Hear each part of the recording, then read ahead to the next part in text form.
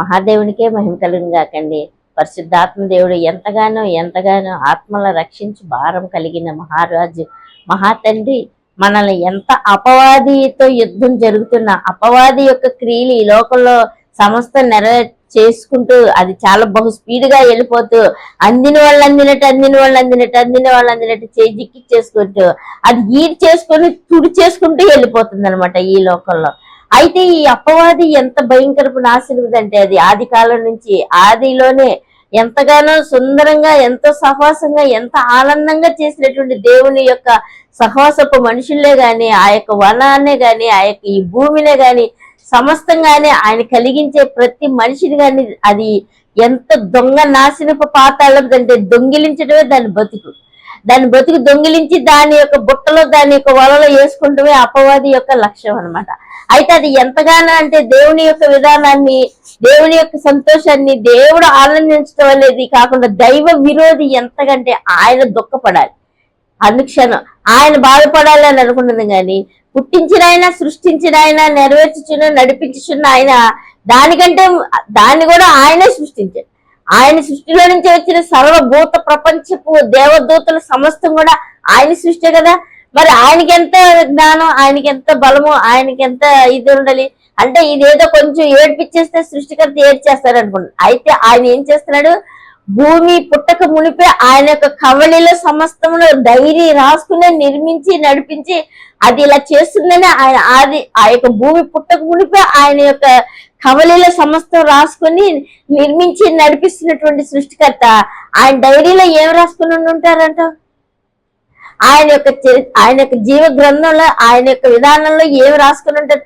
ప్రతి ఒక్క విధానం ఇప్పుడు మనం ఒక నవల రాయాలి, లేకపోతే ఒక మంచి మెసేజ్ ఇవ్వాలి, లేకపోతే ఒక మంచి ఏదైనా ఒక స్టోరీ పిల్లలకో పెద్దలకో మనం ఒక సమాజానికో లేకపోతే ఒక వినిపించాలి అనుకుని ఒక మైండ్ అనేది ఆ యొక్క వ్యక్తిత్వపు విధానాన్ని బట్టి ఆ కవిత భావం వచ్చింది అనుకోండి, ఆ యొక్క ఉజ్జీవ ఆత్మ అనేది వచ్చినప్పుడు ఆయన ఎలా రూపొందించుకుంటాడు దానికి సంబంధించిన విధానాలన్నీ మనిషే ఇంత విధంగా చక్కబెట్టుకుని రూపొందించుకుని కథలు రాస్తున్నప్పుడు పుట్టించిన సృష్టికర్త కన్న తండ్రి ఇంకెంతగా గొప్పగా రాసుకుంటూ ఉంటాడు, ఆయన రాసే ఉంటారు కదా.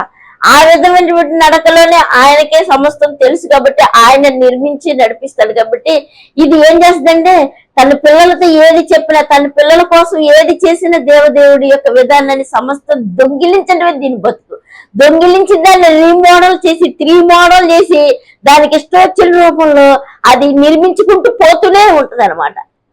అది నిర్మించుకుంటూ ఏంటో నేను గలకార్యం చేసేసల్లే, ఈ లోకాన్ని నేను జయించేసల్లే, ఈ లోకాన్ని మార్చేసల్లే, ఈ లోక మనుషులు నేను వేసేసుకున్నానులే అని అనుకుంటుంది తప్ప ఈ యొక్క విధానాన్ని సృష్టించిన సృష్టికర్తకి ఇంకెంత గొప్ప జ్ఞానం, ఎంత గొప్ప తెలివి, ఈ భూ మండలాన్ని, ఈ భూ ప్రపంచాన్ని, ఈ యొక్క సార సృష్టిని విశ్వాన్ని కలిగించిన దేవుడికి ఇంకెంత గొప్ప జ్ఞానం ఉంటది. ఆయన యొక్క జ్ఞానానికి మితి లేదు కదా, ఆయన యొక్క ప్రేమకు అంతం లేదు కదా, ఆయన యొక్క అమృత జ్ఞాన వివేచనాత్మ పరిశుద్ధాత్మ గొప్ప శక్తి కలిగిన ఆత్మ ఇంకెంత గొప్ప గర్వపు ఆ యొక్క మర్మపు మైండ్ తో నడిపిస్తుంది. అది దేవుని యొక్క పొందుకున్న వాడికి తప్ప మరి ఎవరికి తెలియదని దేవుడు ఇంతగా చెప్తున్నాడంటే ఇంకా ఆయనకి ఎంత రహస్యపు మర్మపు సర్వ సృష్టికర్తకి ఉంటది. అయితే దేవుని యొక్క విధానంలో ఇదంతా చూసి కాపీనే, ఇది ఆయన పిల్లలకి ఇస్తుంటే, ఇది ఆయన నిర్మించిన లోకంలో చేస్తుంటే అన్ని చూసి కాపీ కొట్టి విధానపు నడకలో నడిచి నేనేదో సాధించాను అని అనుకోండి. చూసి కాపీ కొట్టినోడికి ఒరిజినల్ గా పరీక్ష రాసినోడు దాంట్లో కాపీ కొట్టినోడికి అతను ఇంకా 100 మార్కులు కూడా తెచ్చుకోడు. కానీ చూసి కాపీ కొట్టినోడికి ఇంక ఇవ్వలేదు అనుకోండి, ఈయన బతికేమవుతుంది? ఆయన దాంట్లో చూసి కాపీ కొడతమే తప్ప వీడికి ఇంకేం లేదు కదా. అలాంటి విధానంలో ఈ లోకంలోనే ఉన్నప్పుడు మరి సృష్టికర్త జయవీరుడు ఇంకెంత జయాన్ని, ఇంకెంత విజయాన్ని, ఇంకెంత లోక కళ్యాణార్థం ఈ యొక్క ప్రపంచాన్ని ఆక్రమించుకున్న అపవాది పైన జయములు కలిగించడానికి తన కుమారుణ్ణి పంపించి యుద్ధం చేసి దాని శిరస్సును నరికింప చేసిన సృష్టికర్త ఇంకా ముందు ఇంకెంత గొప్ప భవిష్యత్తు, ఇంకా ఎంత గొప్ప గొప్ప బహుమతి దాచిపెట్టించి ఉంటాడు ఆయన. అయితే ఈ యొక్క గొప్ప మర్మంలోనికి ఈ యొక్క గొప్ప అత్యున్నతమైన జ్ఞానంలోనికి వెళ్ళనివ్వదు మనిషిని. ఎందుకంటే దాని బుట్టలో, దాని వశలో, దాని వలలో, దాని పాపిష్టి నాశనపు కవలిలో పెట్టుకున్న ప్రతి ఒక్క ఈ లోక మనుగడ విధానం అంతా కూడా దాని గుప్పిట్లో పెట్టుకున్నది. కాబట్టి ఇంత బంగారం, ఇంత గొప్ప శాంతి సమాధానం, ఇంత గొప్ప మహిమైశ్వర్యపు ఆ యొక్క 12 గుమ్మములు, 12 ముత్యములతో, 12 రత్నములతో మహాదేవుడు నిర్మించినటువంటి ఆ గొప్ప రాజ్యంలోనికి ఈ లోక రాజ్యాన్ని దొబ్బేశాను కదా. ఈ లోక రాజ్యం నువ్వు ఇచ్చిన సమస్తం, నేను నీ బిడ్డలకి ఇచ్చిన ప్రతిదీ నేనే వేసేసుకున్నాను కదా, ఇంకా పరలోక రాజ్యం కూడా నేను వేసుకోరా అని అనుకున్న విధానంలో ఇది ఇవర మిగతా ఇది ఒక సర్వ ప్రపంచాన్ని గెలిచి పరలోకం నుంచి తోయబడ్డానికి కూడా రెడీ అయ్యి నాశనానికి సిద్ధంగా ఉందన్నమాట ఈ రోజున. అయితే ఆయన యొక్క పరలోక నిత్య రాజ్యాన్ని ఎంత గొప్పగా నిర్మించుంటాడు. ఆయన యొక్క నిత్య సంకల్పపు మార్గపు ఎంత అమూల్యమైన గొప్పది. అయితే ఇదేమి గమనించినవదు. ఈ యొక్క లోతులోనికి, ఈ యొక్క మెట్టులోనికి, ఈ యొక్క జీవంలోనికి, ఈ యొక్క తీపిలోనికి, ఈ యొక్క రుచిలోనికి ఎల్లనివ్వదు. తొక్కిపెట్టి ఎంత ముదరష్టం చేసేస్తుందంటే అంత పాతాళపు అట్టడుగుని పెట్టేస్తుంది అనమాట. అయితే మనం ఇంతగా దీని చేత దెబ్బ తింటాం, ఇంతగా దీని చేత నాశనం అయిపోతా ఉన్నా కూడా దేవదేవుడు ఏమంటున్నాడు తెలుసా? ఒక్కసారి నువ్వు పాతాళ లోకంలో ఉన్నా సరే నువ్వు నన్ను పిలిస్తే నేను వస్తాను అన్నాడు ఆయన. ఇంత గొప్ప వరము, ఇంత గొప్ప ఛాన్స్, ఇంత గొప్ప భాగ్యాన్ని ఎవరన్నా ఇస్తారా? ఎవరన్నా చెప్తారా?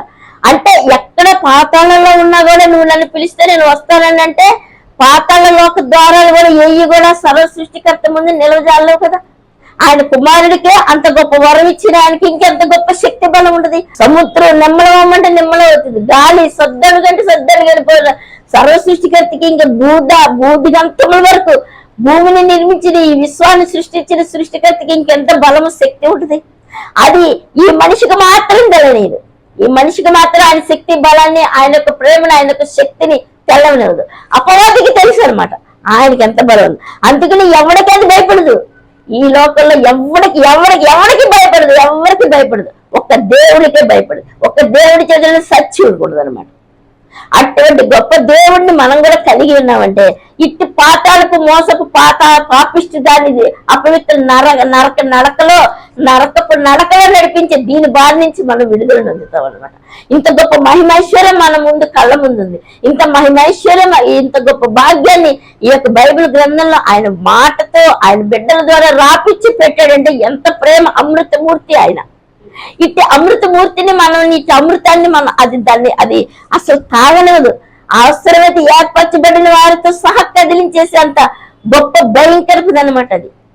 అటువంటి విధానంలో ఈ లోక నడకలు, ఈ లోక విధానం నడుస్తున్నప్పుడు దాని సంతానం కూడా ఈ లోకంలో ఆ యొక్క దేవుని బిడ్డల నివాసాలు ప్రతి ఒక్క గురుగుని దాని మార్గంలో ఎంత గొప్పగానో ప్లాన్ తో అది నిర్మించబడే ఉంటది అనమాట.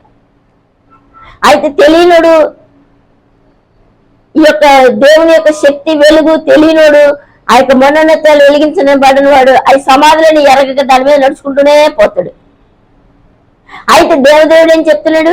నా యుద్ధకు వచ్చి నా మాట విని నన్ను కలిగిన వాళ్ళ మీరు చీకట్లో నడరు, నా వెలుగులో నడుస్తారన్నప్పుడు ఎంత సూపర్! అమృత తండ్రి వెలుగు సత్యాన్ని బయలుపరుస్తున్నాడు, వెలుగు యొక్క శక్తిని బయలుపరుస్తున్నాడు.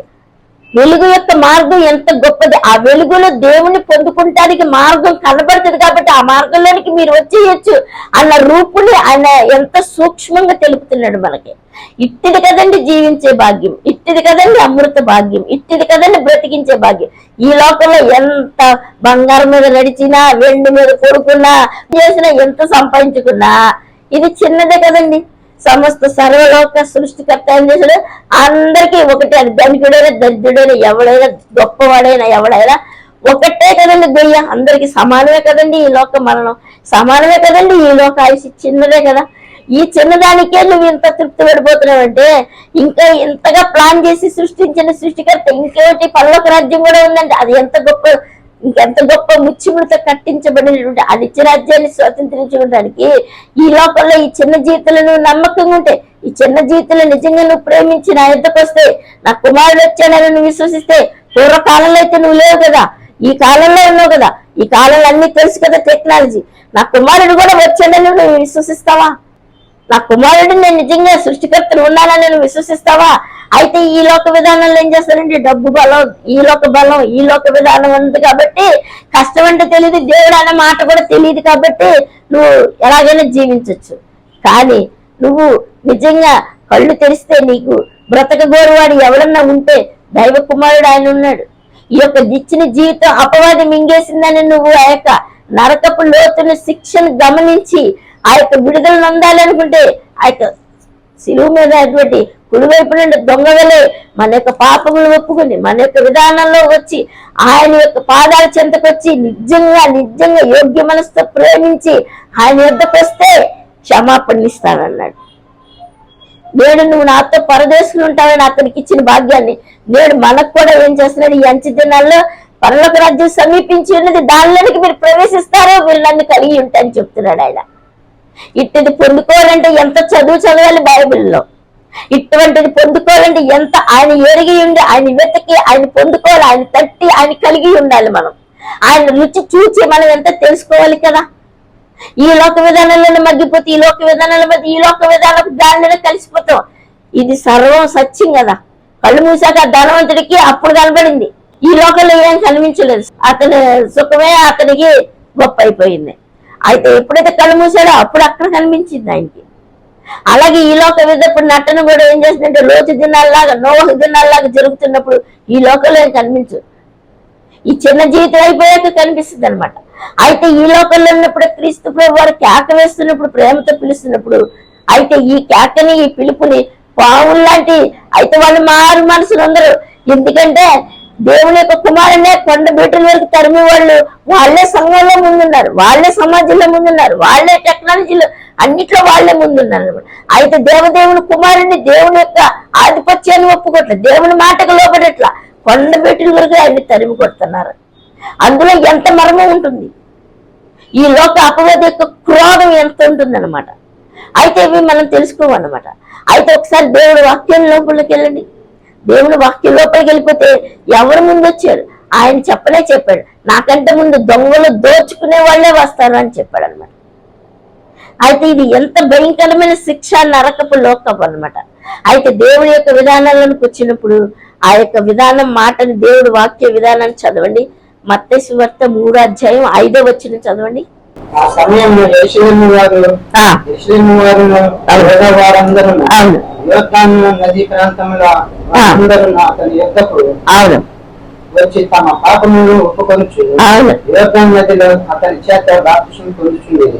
అతడు పరిసయ్యులను సదుకాయులను అనేకులు బాప్తిసం పొందవచ్చుట చూచి సర్ప సంతానమా రాబోవు ఉగ్రతను తప్పించుకున్నటకు మీకు బుద్ధి చెప్పిన వాడు ఎవరు? వారు మనసు తగిన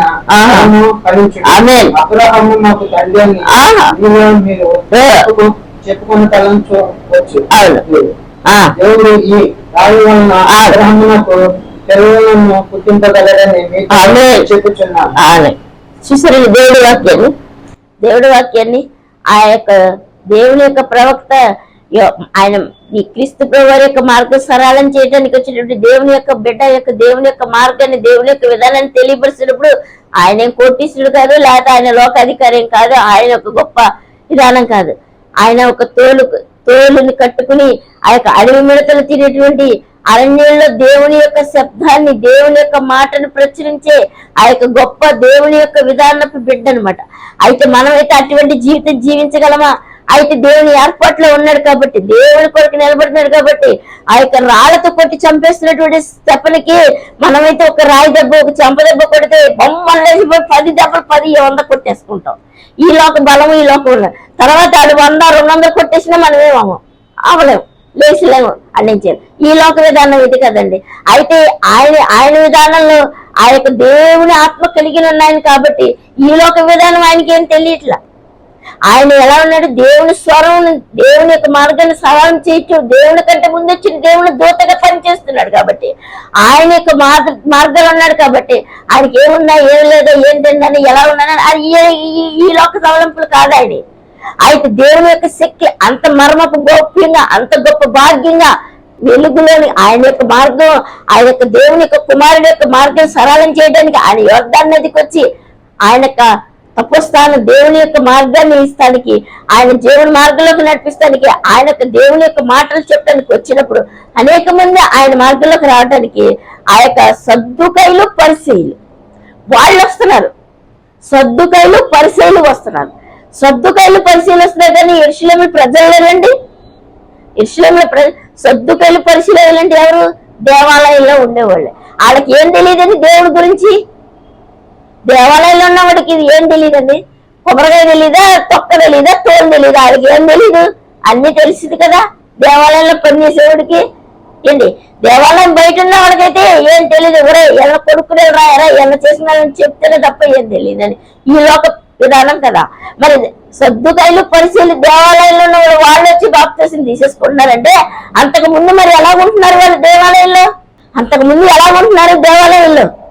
అయితే దాని గురించి యొక్క మర్మం అనేది, దాని యొక్క తీర్పు అనేది కాదు. కానీ వాళ్ళు వచ్చి బాప్తిసం తీసుకుంటే ఈ యొక్క దేవుని దాసుడు ఏమంటున్నాడు?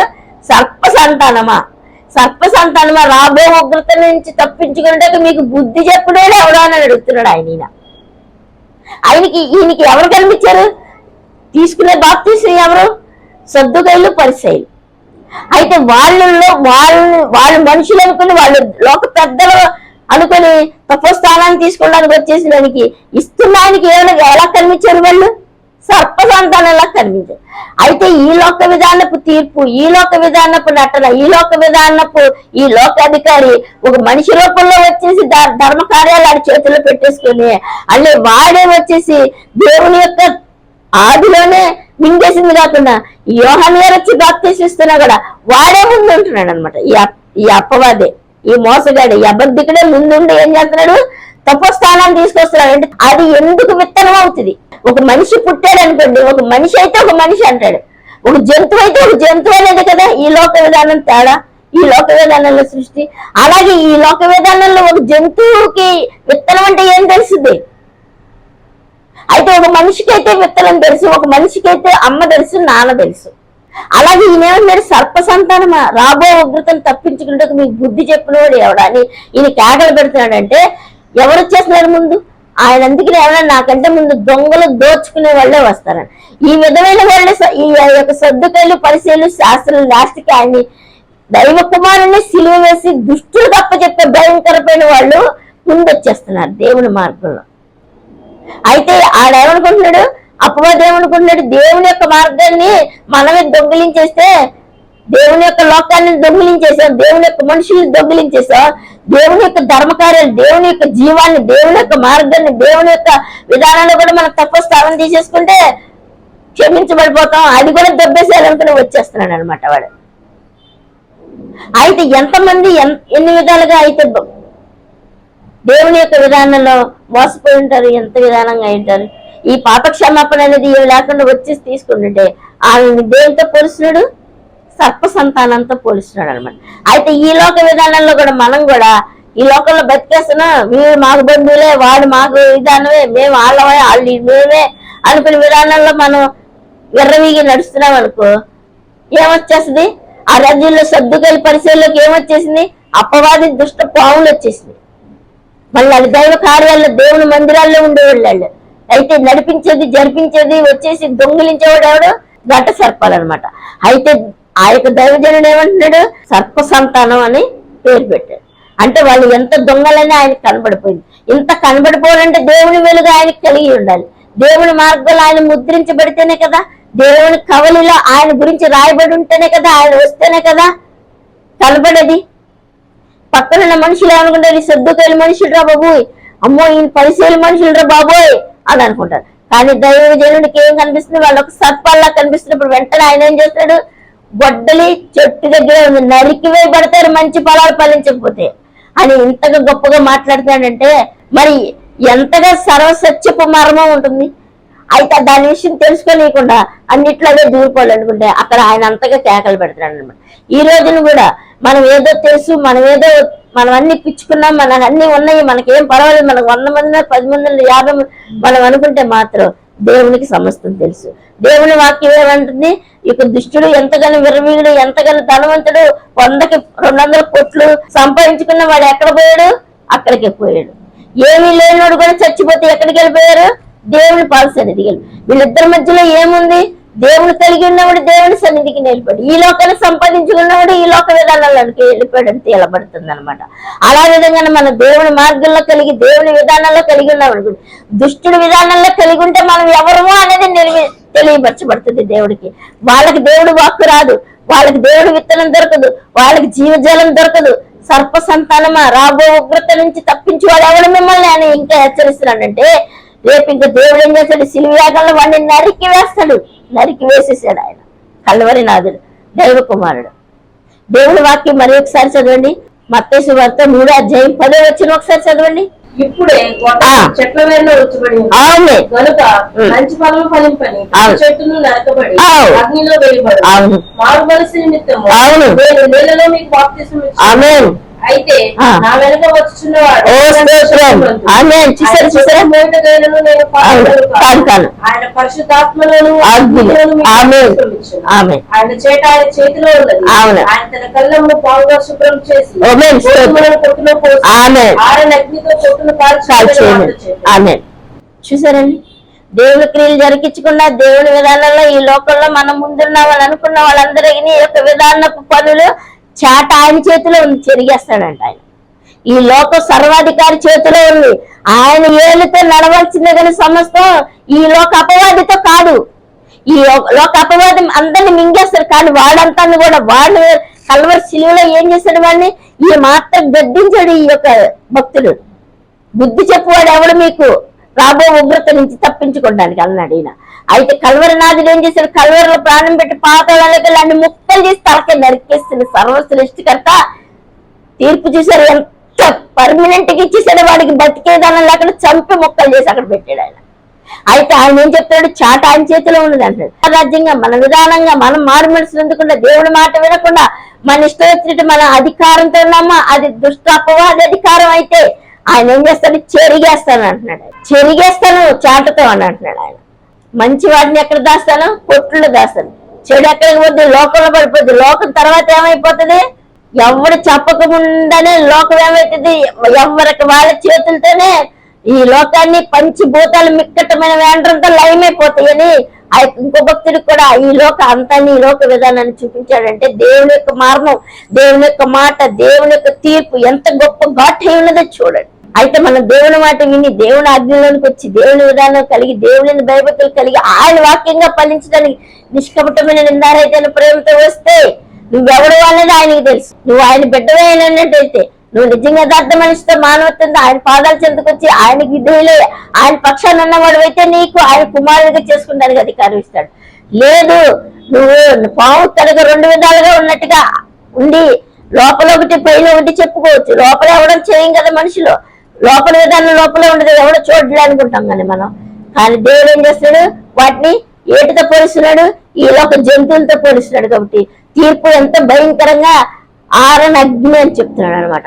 కాబట్టి మనం చాలా దేవుని వాక్యాన్ని, దేవుని మాటని, దేవుని విధానాన్ని విని ఆయన సత్య మార్గంలో నడిస్తే గొప్ప జీవనంలోకి వెళ్ళి ఆయన దయని పొందుకుని నేడు పరదేశంలో ముందు అని దొంగతో చెప్పిన విధంగా మనం ఆయన చేత క్షమాపణ అందుకు ఆయన బిడ్డగా ఆయన అంగీకరించి ఆయనలో ఉండి ఆయన పొందుకుంటాం అన్నమాట.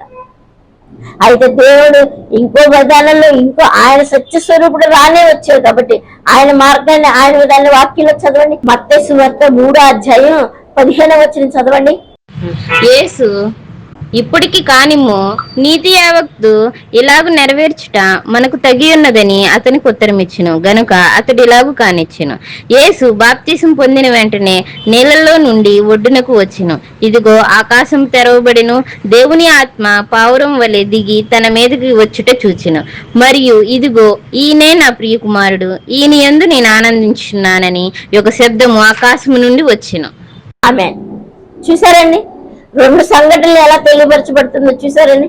మొదట వచ్చిన వాళ్ళని దేనితో పోలిస్తున్నాడు? ఆయన సర్ప సంతానం అన్నాడు. దైవ కుమారుడు వచ్చి దేవుని యొక్క ఆయన ఏం పెట్టుకోలేదు, ఆయన ఏం నామకరణం, ఆయన విధానంగా ఆయన ఏం ఆర్భటం ఏం రాలేదు.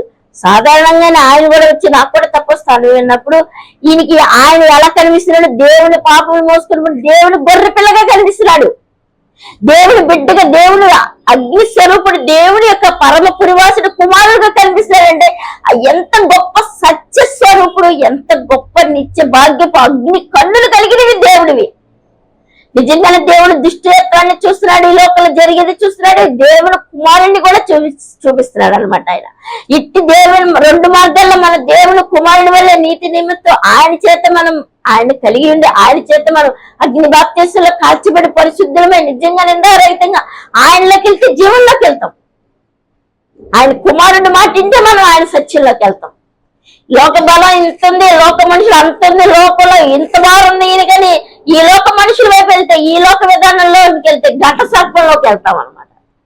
అయితే ఘట సర్పానికి ఎవడో దిక్కు దివానా లేదనమాట. దైవ కుమారుడు అయితే ఏమంటున్నాడు, ఈయన తపోస్థానం ఇచ్చిన ఆయన, నేను నీ చేత బాప్తిసం తీసుకోవాలని ఉంటే నువ్వు నేను నీ ఇవ్వటం ఏంటి తండ్రి అని అంటున్నాడు. అంటే నీ చెప్పులు వారు ఇప్పటి కూడా నేను పనికిరానంటే ఈయన ఎంత సౌరభౌముడు, సర్వశక్తుడు, నీతి నిమిత్తం ఆయన మన కోసం ఎంత దీనంగా ఎంత గొప్ప కన్న తండ్రిగా, ప్రతి సహోదరుడు బంగారు తండ్రిగా మన కోసం వచ్చాడంటే ఈయన మాట ఇంటే మనం బ్రతుకుతాం అనమాట. ఇట్టి సత్య స్వరూప అగ్ని మాటలు ఎక్కడో వెతికితే మనం బ్రతుకుతాం అనమాట. ఈయన నిత్య ధర్మశాస్త్ర దీని యొక్క దేవుని నిబంధన వాక్యాలు దొరికే ఈయన మాటలు వింటే మనం కలిగి ఉంటే బ్రతుకుతాం అనమాట. ఇట్టి జీవాధిపతి అమృత చేతుల్లోకి వెళ్ళి ఈయన పక్షాల నుండి ఈయన కలిగి ఉండి ఇటు ధన్యత భాగ్యంలోనికి వెళ్ళి ఆయన నిత్య సౌరభావంలోనికి ఆయన ప్రజలుగా ఆయన కలిగి ఉండి హాయిగా ఆయన పాదాలు హత్తుకొని ఆయన యొక్క కుమారులుగా ఆయన కుమార్తెలుగా ఆయన నిత్య సమాధానాన్ని, శక్తిని, సన్నిధిని ఆయన పాదాలు పొందుకుని ఆయన చేత ముద్రించబడి ఆయన ఏర్పాట్లు ఆయన జీవ కావలిలో మన పేరు ఉండులాగన అట్టి దేవుని బిడ్డలుగా మనం ఆయన కలిగి ఉండి ఆయన యథార్థ యోగ్య మనసుతో ఆయన ప్రేమించి ఆయన ఎద్దకు వచ్చి ఆయన పొందుకున్నామండి. ఆమె